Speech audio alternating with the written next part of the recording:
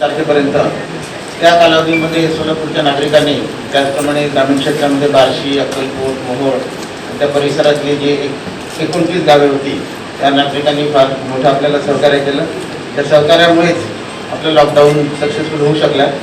आजची बैठक आम्ही याच्यासाठी बोलवलेली आहे की लॉकडाऊनच्या कालावधीमध्ये काय काय कारवाई करण्यात आली, प्रशासनाला कुठल्या कुठल्या बाबतीमध्ये यश मिळालं त्याबद्दल आम्ही माहिती देणार आहोत. मी थोडक्यात पहिल्यांदा जिल्ह्याचा ओव्हरव्ह्यू देतो, त्यानंतर कमिशनर साहेब, SP साहेब, CP साहेब आपल्या बाबतीत, त्याचप्रमाणे डीन साहेब आज बार्शीला गेले असल्यामुळे जयस्वाल मॅडम आल्या, त्या पण माहिती देतील.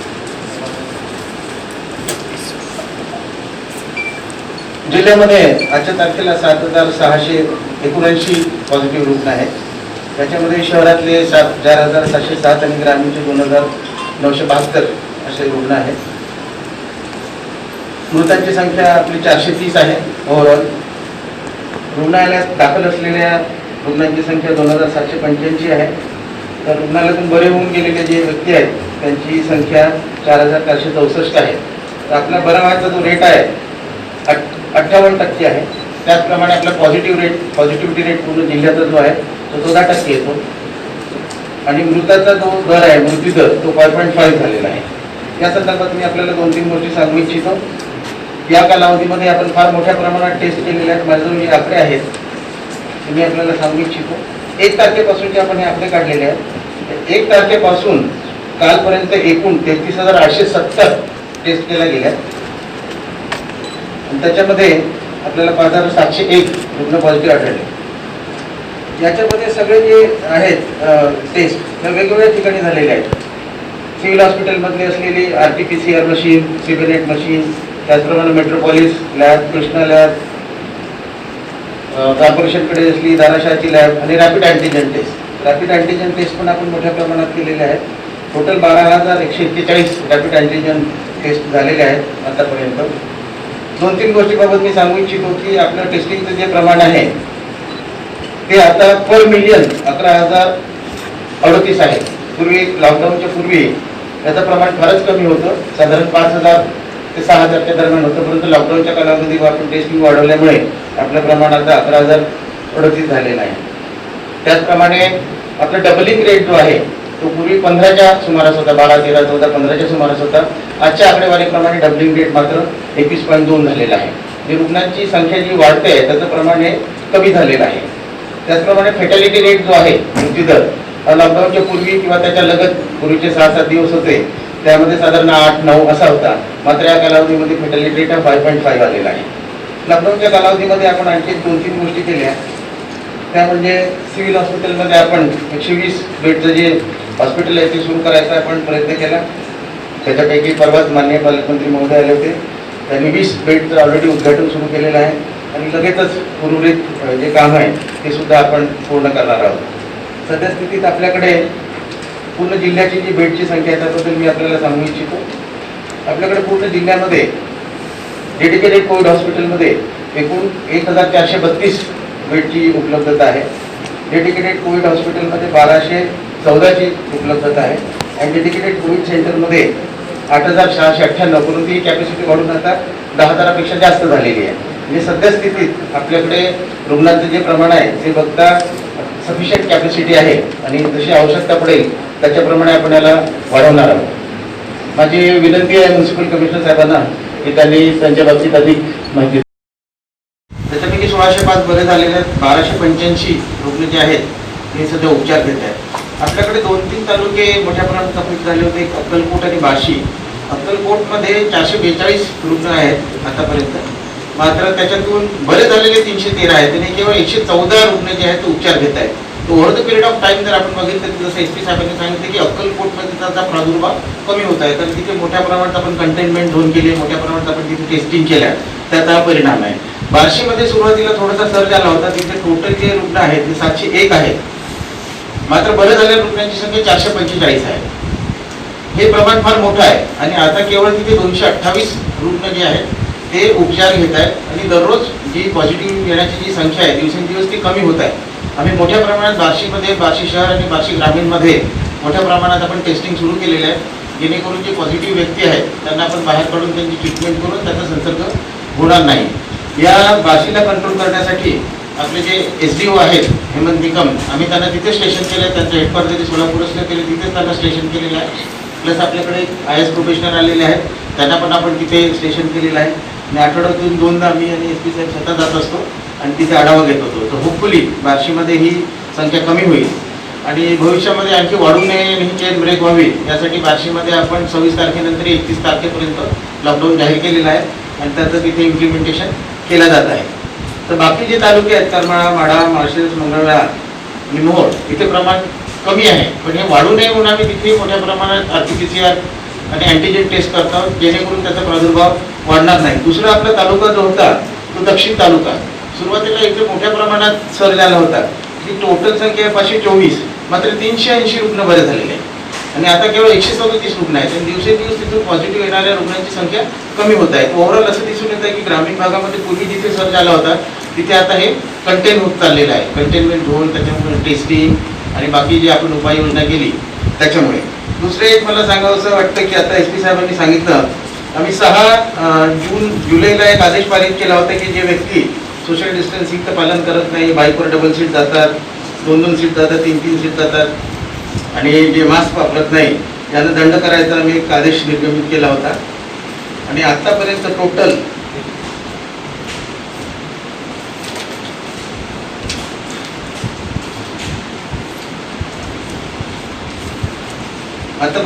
एकूण जे सर्व याचे अधिकार आम्ही तहसील ऑफिसच्या सर्व तलाठ्यांना दिले होते, सर्कलला दिले होते, नगरपालिकेचे जे सॅनिटरी इन्स्पेक्टर आहेत CO त्यांना दिले होते आणि पोलीस अधीक्षकांच्या कार्यालयामध्ये सगळे ASI, PSI, हवालदार, कॉन्स्टेबल यांना सगळ्यांना अधिकार दिले होते. या कालावधीमध्ये 6/7 ते 27/7 पर्यंत 71,236 लोकांना 1,08,00,000 रुपयाचा आपण दंड केलेला आहे आणि लोकांना शिस्त लावायचा प्रयत्न केला आहे. त्याचाच परिणाम आहे की आता ग्रामीणमध्ये थोडी संख्या पोचवायला लागलेली आहे. याशिवाय मी सांगू इच्छितो की जसे शहरामध्ये तक्रारी येत होत्या की हॉस्पिटलमध्ये जास्त बिलिंग केलं जातं, त्याचप्रमाणे ग्रामीणचं तसं प्रमाण कमी आहे रुग्णांचं, पण तिथे आम्ही ऑडिटर्स ऑलरेडी नेमलेले आहेत आणि ऑडिटर्स मार्फत बिलांची तपासणी केल्या जात आहे. 2-3 गोष्टी मला सांगायचं आहे की जिल्ह्यामध्ये प्रिपेडनेस जरी असलं तरी आपल्याला मॅनपॉवरची आवश्यकता लागणार आहे. त्या मॅनपॉवरची आवश्यकता लागणार आहे म्हणून आतापर्यंत आपण 3,824 व्यक्तींचे पदं भरण्यासाठी आपण जाहिरात दिलेली आहे. त्याचे अर्ज प्राप्त झालेले आहेत, त्याची आता छाननी करण्यात येईल आणि त्याच्यातून जे लोक पात्र ठरतील आपण त्यांना रिक्रुटमेंट देऊ. दुसरं आपल्याला एक सांगायची इच्छा आहे की आपण एक टेली ICU सुरू करत आहोत. टेली ICU म्हणजे जे मुंबई, पुणे आणि दिल्लीला जे एक्सपर्ट्स बसतात ते व्हिडिओ कॉन्फरन्सिंग मार्फत आपल्या डॉक्टरांशी चर्चा करतील, प्रत्यक्ष पेशंटला सुद्धा बघतील. कारण तिथे आपण 6 कॅमेरे लावणार आहोत, एक स्क्रीन असेल, त्या स्क्रीनवरून ते पेशंटशी बोलतील, त्यांचे मॉनिटर्स, त्यांचे कागदपत्र डॉक्टरांशी चर्चा करतील आणि आपल्याला त्याला ॲडवाईस करतील. त्याच्यामुळे आपला डेथ रेट आधीच कमी होत आहे, ते कमी व्हायला अजून आपल्याला फायदा होणार आहे. आपल्याला माहीतच आहे की सोलापूर ग्रामीणमध्ये जे कॅटरिंग कॉलेज आहे, कॅटरिंग कॉलेजमध्ये योगासने, प्राणायाम, संगीत याचा आम्ही प्रयोग केला होता, तो अत्यंत सक्सेसफुल झाला.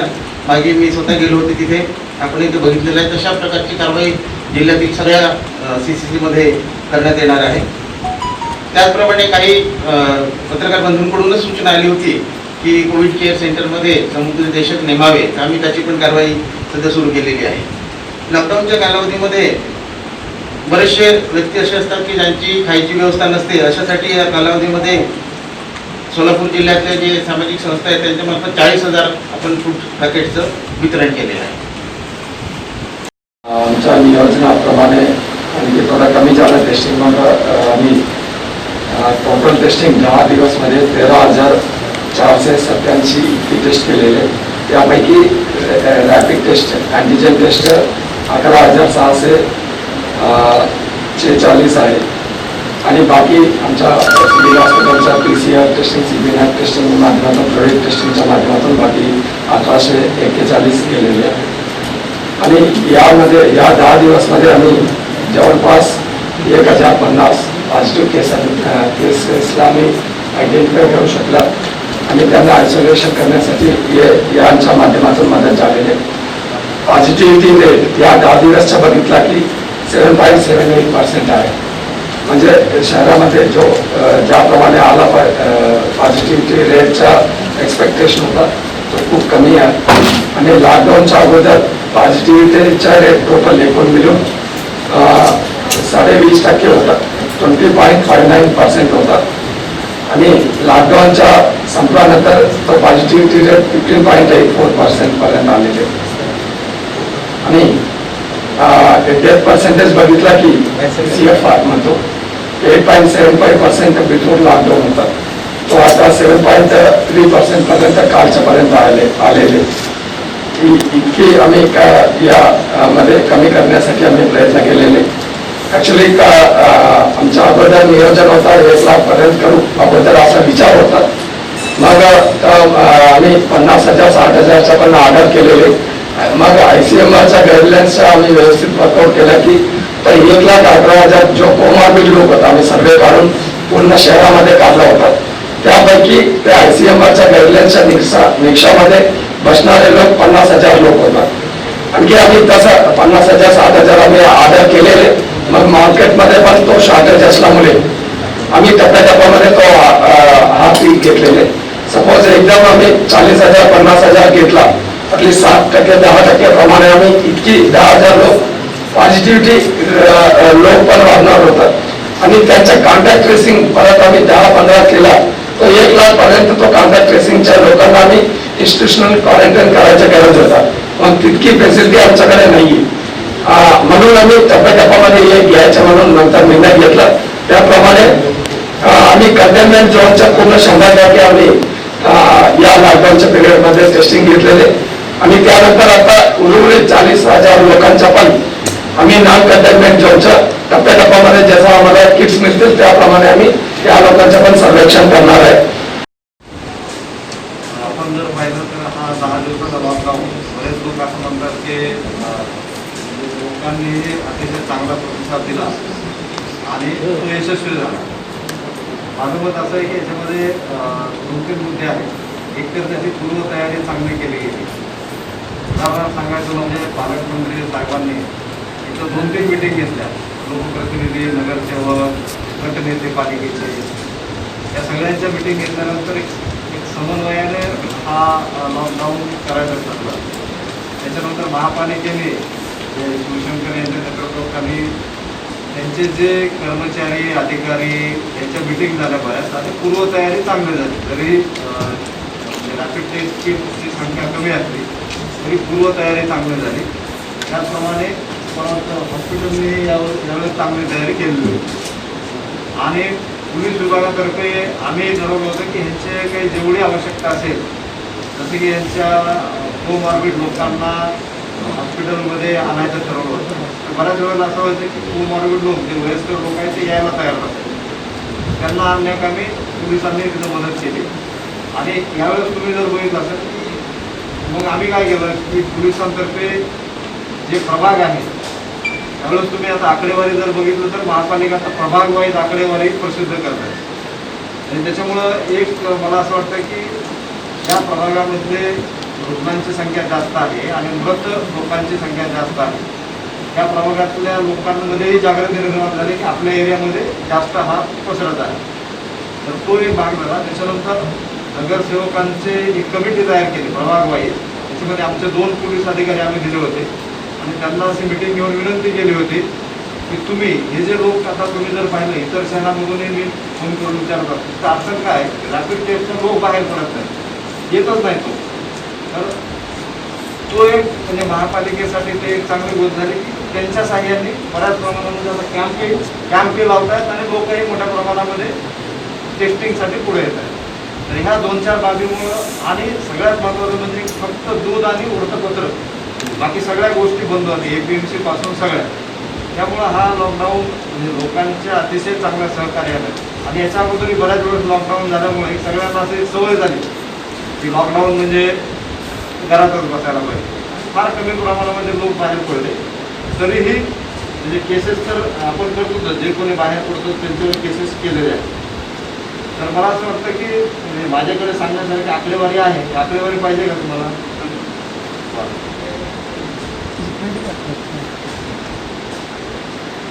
तर आमच्याकडे म्हणजे लॉकडाऊनच्या काळामध्ये एक 451 वाहनं जप्त केलेली आहेत. मोटार वाहन कायद्यानुसार 3,699 वाहनावर कारवाई केली. 2200 लोकांवर विनामास्क रस्त्याने जात असताना कारवाई करण्यात आलेली आहे. आणि लॉकडाऊनच्या काळामध्ये जसं की कंटेनमेंट आपल्याकडे 5 किंवा 5 पेक्षा जास्त ज्या ठिकाणी रुग्ण आहेत ते सुद्धा तुम्ही बघा की आपले कंटेनमेंट पत्रे लावून चांगले पक्के केलेले असतात.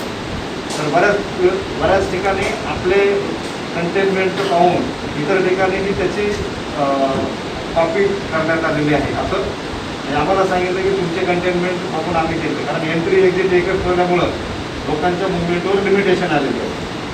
तर असे आपल्याकडे लॉकडाऊनच्या काळामध्ये जवळजवळ 2200 गुन्हे छोटे मोठे म्हणजे 68 किंवा 188 असे दाखल झालेले आहेत. आणि लॉकडाऊनच्या अगोदर हे जे म्हणजे ऑनलाईन दारू खरेदीची परवानगी होती, तर बऱ्याच ठिकाणी असा काही साठा मिळून आला.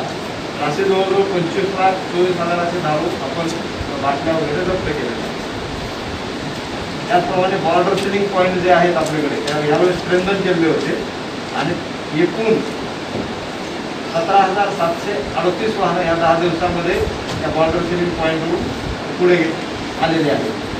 तर त्यापैकी बॉर्डर सिलिंग पॉईंटवर महापालिकेचे कर्मचारी असतात आणि पोलीस असतात. तर 1690 लोकांना आपण होम क्वारंटाईन केलेलं आहे आणि 25 लोकांना इन्स्टिट्यूशनल क्वारंटाईन केलेलं आहे. तर अशा प्रकारची कारवाई झालेली आहे. आणि तुम्ही जर पाहिलं असेल पूर्व भागामध्ये विशेषतः निलमनगर भागामध्ये तर तिथले प्रभाग कमिटीचे जे नगरसेवक आहेत, आमचे पोलीस इन्स्पेक्टर सूर्यकांत पाटील यांनी खरोखरच वाखाणण्यासारखं काम केलं. पूर्वी केलं होतं त्यांनी आणि यावेळेस सुद्धा. आणि या शेवटच्या दिवशी सगळ्या लोकांनाच जाहीर आवाहन करण्यात आलेलं होतं की आवश्यकता असेल तरच बाहेर पडा. भाजीपाला खरेदीचे आपण महापालिकेने नामे समन्वयाने शहरामध्ये प्रवेश करणारे म्हणजे APMCमध्ये सगळा भाजीपाला आल्यानंतर प्रचंड गर्दी होते. ती 2-3 दिवस थोडंसं स्ट्रीमलाईन व्हावं म्हणून ज्या भागामधून येतात त्याच भागातले ग्राउंड महापालिकेने त्यांना दिलेलं होतं. त्याच्यामुळं शहरामध्ये जी गर्दी होणार आहे ती टळली गेलेली आहे. तर अशा प्रकारे म्हणजे सर्वच टीम म्हणजे कलेक्टर साहेबांच्या नेतृत्वाखाली आमचे पोलीस अधिकारी, SP साहेब, महापालिका आयुक्त, CO साहेब आणि सर्वच अधिकारी आमचे DCP, आमचे ACP, सर्व सिनियर PI यांचे DMC तुमचे वार्डचे आणि सर्वात महत्त्वाचं म्हणजे प्रभाग समितीचे नगरसेवक पुन्हा इतर पक्षीय कार्यकर्ते यांनी मला असं वाटतं आणि तुम्ही सगळे आपण सगळ्यांनी मिळून एक टीम म्हणून काम केलेलं आहे. आणि मला असं वाटतं की जी संख्या आता कमी होत आहे म्हणजे पॉझिटिव्हिटी रेटसुद्धा आपल्या शहराचा कमी येतात. तसं पाहिलं जे टेस्टिंग आणि पॉझिटिव्ह नंबर. तर मला असं वाटतं की आपण जर सगळ्यांनी असंच काम ठेवलं तर हे पॉझिटिव्हिटी रेट म्हणजेच नियम पाळणाऱ्यांची संख्या वाढेल आणि पॉझिटिव्ह लोक येणार नाही. काय विचारायचं असेल तर विचारा. एवढंच मला सांगायचं आहे. सोलापूर ग्रामीण जिल्ह्यामध्ये बार्शी, अक्कलकोट, वैराग ही शहरं आणि बाकी ग्रामीण भाग कव्हर करण्यात आला होता. या दरम्यान साधारण 600 पोलीस अधिकारी कर्मचारी हे बंदोबस्ताला नेमले असून या कालावधीमध्ये पोलिसांकडून मोठ्या प्रमाणावरती ड्रोन असेल किंवा इतर माध्यमातून कारवाई करण्यात आली. खरं तर पहिला लॉकडाऊन आणि अनलॉक या प्रक्रियेमध्ये एक नियमांमध्ये जी शिथिलता आणण्यात आली होती त्याचा गैरसमज नागरिकांनी घेऊन अनेक जणांनी मास्क लावणे, डबल सीट, ट्रिपल सीट जाणे अशा प्रकारचं व्हायोलेशन केल्यामुळे पोलिसांनी या कालावधीमध्ये मोठ्या प्रमाणावरती कारवाई केली. या कारवाईमध्ये साधारण 117 गुन्हे दाखल करण्यात आले असून साधारण 16,500 लोकांच्या वरती दंडात्मक कारवाई करण्यात आली. एकूण या 10 दिवसाच्या कालावधीमध्ये 22 लाख इतका दंड वसूल करण्यात आला असून साधारण 8 तारखेपासून सुरू झालेली ही दंडात्मक कारवाईमध्ये 50,000 नागरिकांवरती कारवाई करून 76 लाख इतका दंड वसूल करण्यात आला. लॉकडाऊनचा दुसरा एक फायदा याच्यामध्ये रॅपिड टेस्टिंग आपण करत होतो. या रॅपिड टेस्टिंगमध्ये सुद्धा पोलिसांची सुद्धा टेस्टिंग करण्यात आली आणि दुर्दैवाने याच्यामध्ये 26 पोलीस, पूर्वी आमच्याकडे 22 पोलीस बाधित होते, 26 पोलीस बाधित मिळून आले. परंतु हे होत असताना सुद्धा एक आनंदाची बाब एवढीच आहे की यातील साधारण 36 लोक आता रिकवर पण झालेले आहेत आणि राहिलेले फक्त 12 लोक राहिलेले, त्यांची तब्येत अतिशय चांगली आहे. पुढच्या 1-2-4 दिवसामध्ये हे लोक रिकवर होतील. आपण जर या रॅपिड टेस्ट केल्या नसत्या तर कदाचित हे लक्षात आलं नसतं आणि पोलिसांमध्ये याचं प्रमाण वाढलं असतं. त्यामुळे हा 26चा आकडा आमच्यासाठी समाधानकारक आहे. इथून पुढच्या कालावधीत सुद्धा मी नागरिकांना आवाहन करतो की अनलॉक जरी झाला असेल आणि पुढं काही नियमात आणि लोकांना सूट सवलती जरी मिळाल्या तरी कोरोनाचं संकट संपत नाही आहे. अचानक एकदम सगळ्यांनी बाहेर येणं, मास्कचा वापर न करणं, सोशल डिस्टन्सिंग न करणं आणि आरोग्याची काळजी नाही घेतली तर अशीच पुढेही कारवाई करावी लागेल. नागरिकांनी योग्य ते सहकार्य करावे अशी मी सगळ्यांना विनंती करतो.